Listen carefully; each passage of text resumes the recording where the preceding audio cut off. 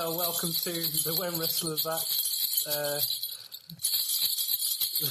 I can't fucking do this and shake the thing. Do you want these? No. Did anyone actually hear that over the fucking cacophony? Yeah. Shove that up your arse in a minute. Well, next episode, that's going to be playing for the whole way through, so you better get used to it. Yeah, I'll shove that so far up your arse every time you fart, it'll make that noise. Cool. That's very classy of you, Colin. I know. We've just watched a documentary about Santa Claus's, Santa Claus's? Santa Clauses. Yeah, called Call Me Santa from 2014. This was quite an interesting film. It starred Mick Foley as a Santa, one of, 5 or 6 Santas I think they followed? Yeah, about that. Yeah. There was basically, the story arcs that struck me were Depressing Santa. That was Skint Santa, wasn't it? Yeah. Gay Santa. Yep. Swinger Santa. New York Santa. New York Santa, which one was he? He was the one who had sort of like a sort of darker beard. He was the one who wanted to become a barbecue cook, I think. Is he the one who changed his name to Santa Claus? No, actually. Oh, so but there was, I think that one, it was New York Santa who changed his name to Santa Claus. The other one was Chicago Santa. Oh, Chicago Santa was the mentor that Mick Foley went to visit. There was lots of Santas anyway. There were lots of Santas. And then there was Wrestling Santa, of course. Of course. Which is the Mick Foley. And to be honest, I thought he was the lesser Santa in this. He was the least eccentric of the lot, wasn't he? Yeah. Mick Foley, let's put this in perspective. Mick Foley was the least eccentric. The man who threw himself off a 20-foot cage. Yeah. The one with who lost his ear in a match with Big Van Vader. And he was the least eccentric in this. The one who likes to shove his hands into people's mouths. Yeah, he was the least eccentric. Yeah. The depressing storyline, which was Skint Santa. Yep. He was a guy who lived in his daughter's basement. Yeah, it was. You ever seen or read the play Death of a Salesman? Yes, I was at school at some point in my life. You were at school at some point, but yeah, just someone who gets too old to do his job effectively, so they sack him and he can't get another job. But he looks like Santa, so he's a Santa.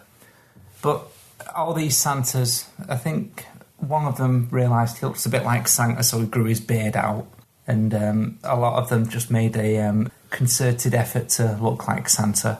And they all belong to the, what's their organisation? The Fraternal Brotherhood of Real Bearded Santas. That's the one. So this depressing Santa also, as you say, was Skint Santa. So he spent most of his year living on Social Security and then made 10 grand in the month of December. I suppose that's a month, isn't it? Yeah. And that was quite good. That was enough to get him his own trailer in a trailer park at the end. He was a grumpy bastard throughout. He was. But, life had been crap to him. At the end, you got him sitting alone in an American diner. That was depressing. On Christmas Day. On Christmas Day, having a coffee and a Christmas dinner, driving home, being miserable. But then, it seemingly works out for him. Yeah. Kind of. He does get a lot of joy from being Santa for a bit. And then it's over. And then he's just a bitter, depressed man for the rest of the year who can't get a job. So that was a nice storyline. That was a nice and uplifting one. Yep, there was Gay Santa. Gay Santa. He was always crying. He was my favourite. I really like Gay Santa. What was his title? How did it become Santa? We need to rewind. His backstory was he was married, his wife passed away, and then he realised he was a gay man, so became a bear. And what a bear is basically he described it as a husky, hairy gay man. Yeah. Basically, he attends this convention every year called the Texas Bear Roundup, which is where other like-minded men, like-bodied and haired men, more's the point, or people who are interested in having sex with men of that ilk, meet up. This is the thing, there were people there, there were chaps in chaps, you know what I mean? Chaps wearing leather chaps and kind of slave accoutrement, let's say. But this guy, so he's big, he's hairy, he's got a big beard, he's also what, in his 60s? He celebrates his 71st birthday. Wow. Okay, he was older than I thought then. He had a big white beard, and so he was a polar bear. He won the title. They were looking for somebody to have the title of Mr. Polar Bear, Yeah. and he won it. And so there was there was a great comment where it says something along the lines of, lots of people have called me up to take photographs of me posing, and some of them have ended up in magazines, others haven't. I want to know what happens to those ones. I really don't. You know, personal collections and all that. But this guy was in Texas as well. Yeah, and he was an antiques dealer. And so- he's alive. Yeah, and he's also a Santa Claus. He had a long-term internet boyfriend Yep. called Alex, Alex. and They cried a lot. he cried at least 7 times during this. I mean, documentary. bless him. He That's was, all I can he, say. Was, he was really sweet. He like, was. You know what I mean? Out of all the people in this program, he was the one who you just thought, "Oh." He had this long-term boyfriend who lived in Colorado, which is miles and miles away. 700 miles, they say. Yeah. So they have a long-distance thing. They don't see each other, and he apparently calls him like 10 times a day, and they have like really soppy conversations. And they went to see each other, and one of the things that upset him was that he was at the Texas Bear Roundup and Alex couldn't make it. And Alex promised he'll be there next year. He'll be there next year. And at the notes at the end, Alex couldn't make it. Yeah. I fear that their story goes downhill. It also said at the end that he has yet to relocate. Very sad. So that was a bittersweet storyline. You know, he loved being Santa, enjoyed being a bear, and I've learned far too much and seen too much about the bear community for my liking, but there we go. There was grumpy graphic designer Santa. Which one was he? He was the one who designed fire sprinkler systems, Okay, yeah. and he was unhappy that he works in the construction industry. That's why he branched out into doing food. And one of the foods that he makes looks, and well, you say it first and you think, oh, then you say it again and you think that's got to be amazing. Yeah, Deep fried pulled pork ravioli. Yeah. I mean, deep fried ravioli. Then you think, Actually, deep fried that'd work. That'd work. Yeah, pulled pork. It's like, that sounds delicious. Where do we get some? He didn't really have much of a storyline now, to be honest. No, and you find out at the end he still works, but he's trying more and more to get his food off. Yeah. So, Well, there good we go. luck. Good luck to him. Yeah. The Keep reaching for the stars. There was the swinger Santa, and now this goes back to the fraternal brotherhood of bearded Santa Clauses. Yeah. They meet up every June, I think. maybe? Yeah, every June. Yeah. Which it does make sense. That's the quietest time of the year. Yeah. You'd think January would be, really. Yeah. No, January have got all the fallout from Christmas. I suppose auditing and inventories and invoicing. Yeah, yeah. Then tax returns. Yeah, no, you're absolutely right. Didn't it say that like about 80 people from across America go to this thing? Yeah, but the organisation, I don't know how you feel about research, but it's got about 850 members.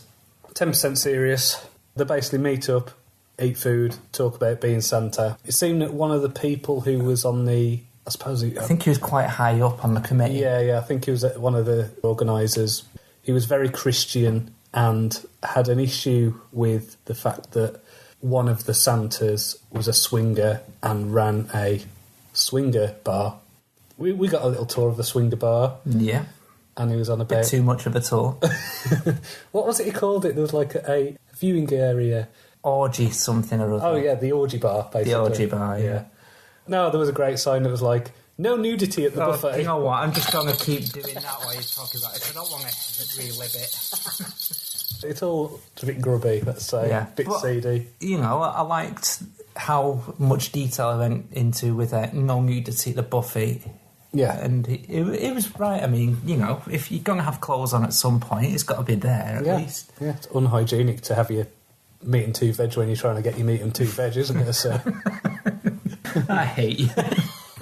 You love it, Colin, really. You love the jokes. More where that came from, don't you worry.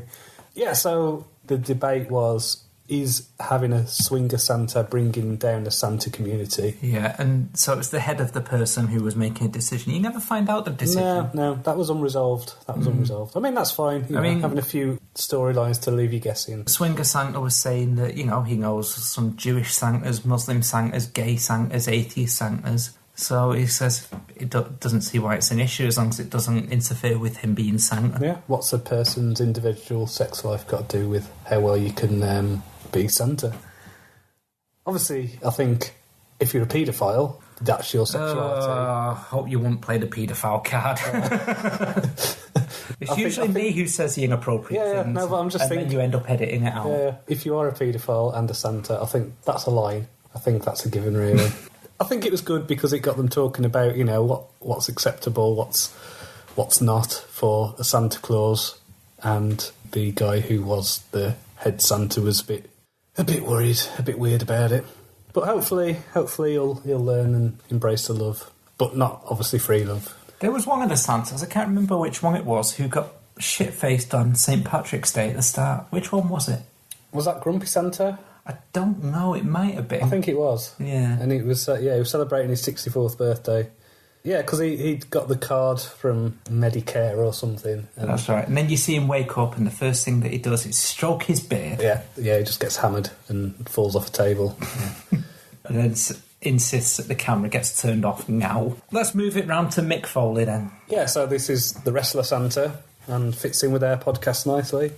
It had lots of wrestlers, Jerry Lawler, Blue Meanie, Tommy Dreamer, talking about what Foley was like backstage, his love of Christmas, but it was people saying in the 90s they'll be listening to a bit of Marilyn Manson or something to get pumped up, some heavy metal, and then Mick Foley would come along and say, "Is it alright if I put my tape on?"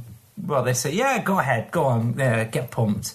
And then out of the speakers is blasted Nat King Cole. Awesome. Awesome. You know, this whole Christmas thing with Mick Foley, it's not a gimmick. I think it's his genuine thing, because, I mean, his daughter's called Noelle, which is another word for Christmas, apparently. I used to think it was just Noel Edmonds, yeah, Mr. Blobby and all that stuff. I thought it was a bit weird. I mean, this is probably just because over the years I've watched so much wrestling, but seeing the wrestlers in this context when it was just like, it felt like a proper serious documentary, it kind of took me out of it. It was a bit weird. It was like, what the hell's Jerry Lawler doing in this?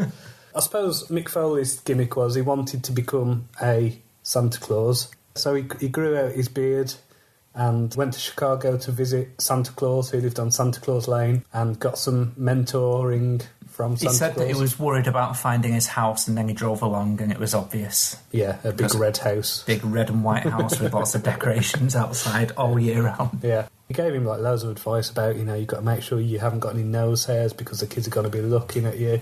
Got to make sure the kids don't straddle you. Make sure your beard is real. Yeah, make sure you don't smell. So don't eat food that's going to give you gas. Don't eat food that's going to make you smell funny. And use a nice cologne. Yeah, didn't he have some sort of food-flavoured cologne or something? Yeah, he wanted one that was chocolate chip cookie smell, apparently, but he couldn't get it. So he takes all the advice. He gets this... Gets Santed up. Santed up. A beautifully crafted Santa suit that millions of people have seen worldwide. It was the one that he wore on Monday Night Raw. Dyes his beard. He really gets into it. He does it properly, and he's having the absolute time of his life. It was wonderful. You know what bit I liked that we've not mentioned, actually? The bit where he's met the Santa mentor. Yeah. And then he sees Roddy Piper. Oh, yeah. And he has a great conversation with Roddy Piper go, I met the real Santa. Blah, blah. And he's showing him these pictures and Roddy's just like, right, okay, yeah, fair enough. He's got that face that you can imagine with those words as well. Yeah. Okay. Yeah, it's that kind of look that you have with someone who's just a bit intense at a pub who comes to talk to you and you don't know them and they might be spouting off something a bit racist, but... It's usually when they're coming to say hello to your dog. Yeah, and they're a bit hammered and it's just like, yep, all right, okay, cool, yep. Mind you, I remember that time a few months ago, we're on a night out and all those many times that people come up to you and start talking to you about dogs, and this guy came up to you at the bus stop and he said, he just started saying, nice things about your dog, and you've said, you just gave a generic fake name like you often do. And then this guy started talking about his brain damage and how he watched his father die and everything. Oh, God, I forgot about him. Yeah, that was... We both felt really bad afterwards. Because I was just kind of taking a piss out of him, wasn't I? But then he started talking about that and we both just felt rotten afterwards. Yeah. Saw his father beaten to death, that sort of thing. Yeah. It's like, shit. Well... But he had that much brain damage that he didn't seem too bothered about it. Brain injury and all that. Yeah. And that was lovely.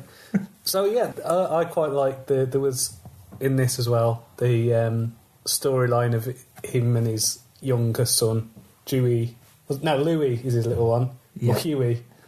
It was one of the ducks from DuckTales. One of the DuckTales, one of them. Yeah, no, it was Huey, that was it. And he basically said, I had to have another young kid because I couldn't take my kids to Christmas Land or wherever it was anymore. And again, I think he was just being genuine about that.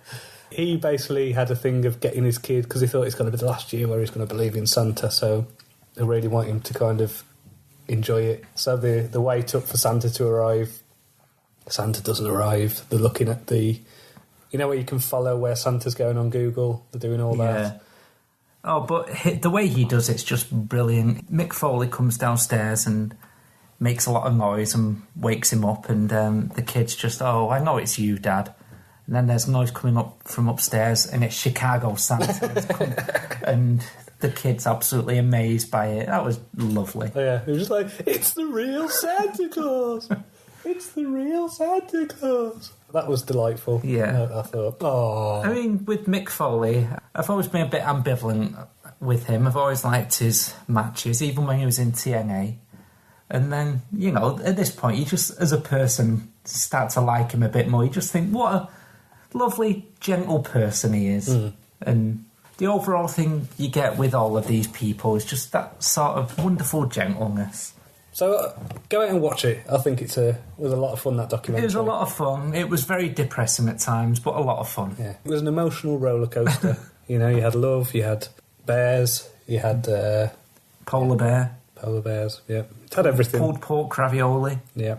Good food. A very Christian Santa. Yeah. And that that mashup that they did with Christian lyrics to Jingle Bells. To Jingle Bells. That was strange.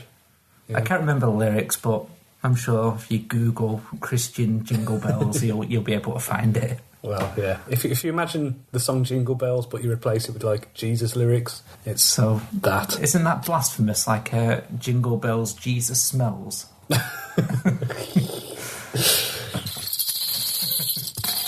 Censorship. So that was good. Watch that. What are your favourite Christmas specials or movies? They don't have to be anything to do with wrestling. Just no, that's fine because the good ones generally are. And I'm putting you on the spot here. So favourite Christmas film is Die Hard. It's not a Christmas film. It's set at Christmas. It's an action film set at Christmas. That's a Christmas film. No, it's not. Fine. It does not fit into the genre of a Christmas film. It has Christmas iconography, but it does not have a Christmas theme. Okay. So take that back, Colin. Fine. Take that back.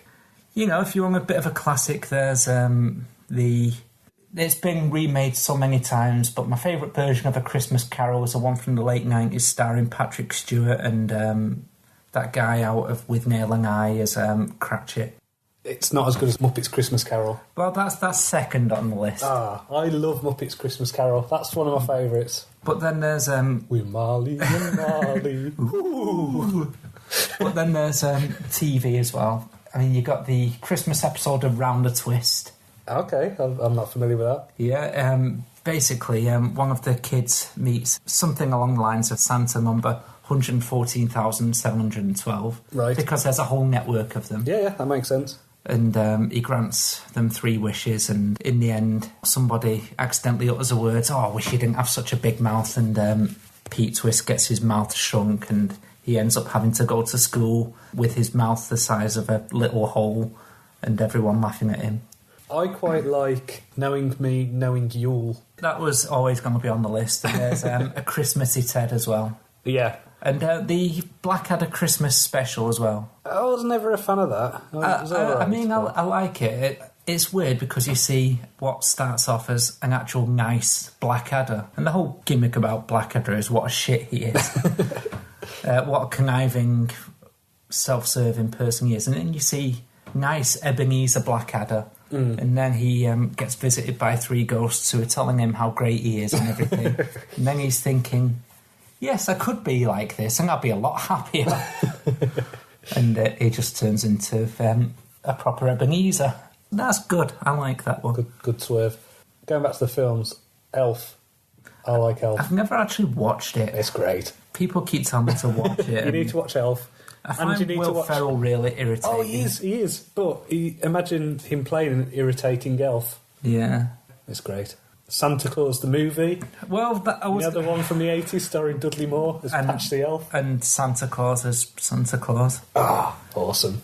Yeah. I was talking to Laura about this when you suggested it yesterday, and she said that she watched it as a kid and she thought it was disgusting seeing an elf being exploited by New York hotshots like that.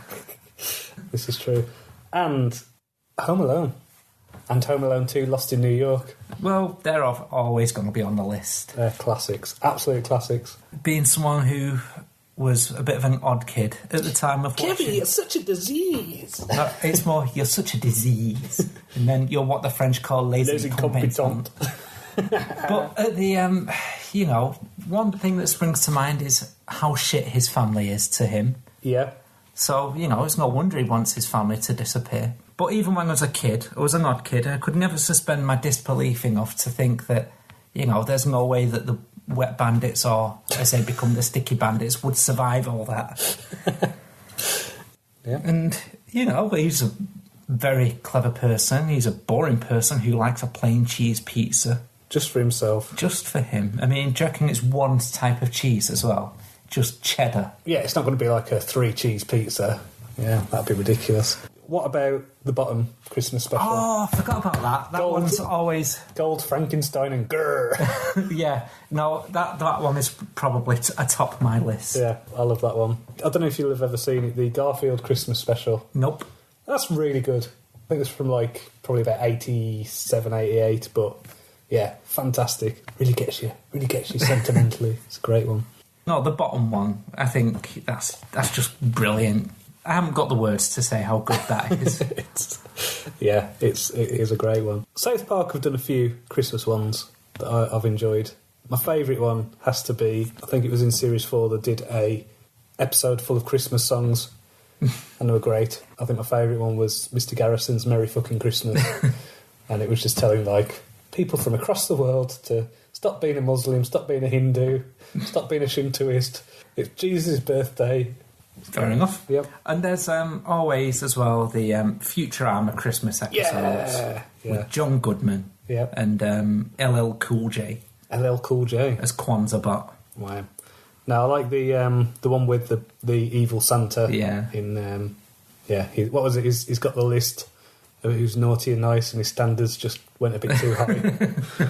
So yeah.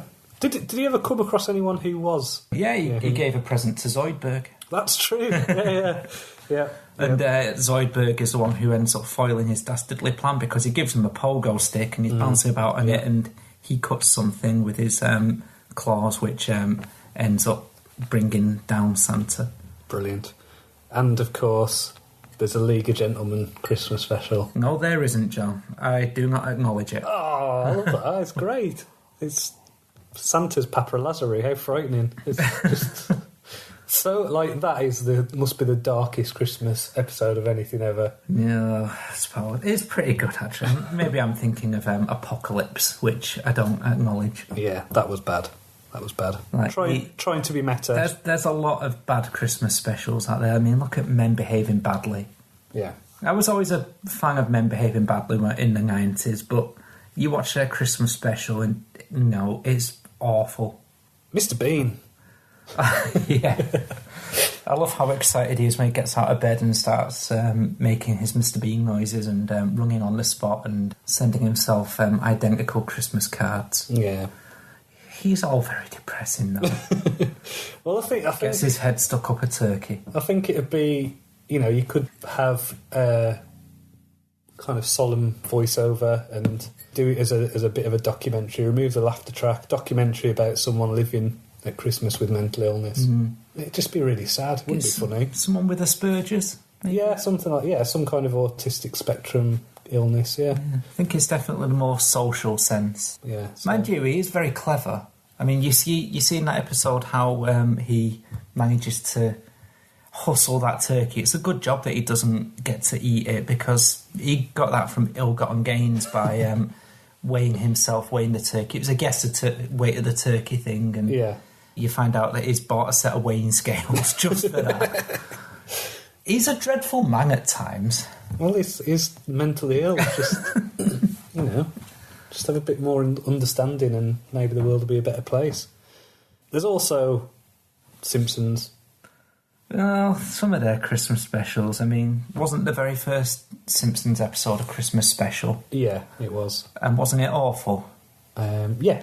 That's And then, cool. I mean, we're talking about this one recently, the one where Bart gets caught shoplifting and everything. I like that one. I don't like it when the Simpsons get sentimental. I like the line in it where he goes, "You never come in this shop again, capiche?" He goes, "Do you understand?" He goes, Everything apart from capiche. yeah, great line. That's fine, but the rest of the episode I just thought was a bit dull. Just a bit of a generic teen drama. Yeah, it was. Yeah, I liked it. Have you got any other Christmas favourites you want to add? No, I still do think that Die Hard is a Christmas It's film. not a Christmas film, Colin. It must be, because I've got it on my Christmas film list and I'm going to watch it at Christmas. Right. Okay. Well, we'll be back next week anyway with our real Christmas episode. This is just a warm-up. This is getting you in the mood. Yeah. And we've got some jingle bells, so yeah, we're taking this seriously. I'm even going to get Colin to dye his beard when he grows one. You know I can't grow a beard. I've been trying for 35 years. You were trying... I wanted a beard when I just popped out the womb. Fair enough. And on that, we'll see you next week. Bye. Bye.